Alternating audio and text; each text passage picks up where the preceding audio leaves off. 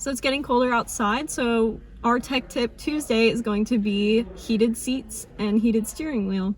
So if you have a heated steering wheel, either the button's going to be on the center of the steering wheel underneath the logo, and you'll see a little round button with waves, and that's your heated steering wheel. And then on the side over here, on older cars, is where your button will be.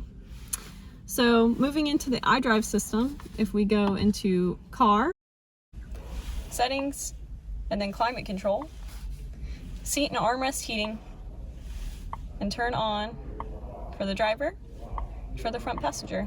To set a climate control rule so you can choose when you want your heated seat to come on, go down to climate control rules, turn heated seats on for below, let's do 45 degrees, and we're gonna make the level number 3, and click individual conditions.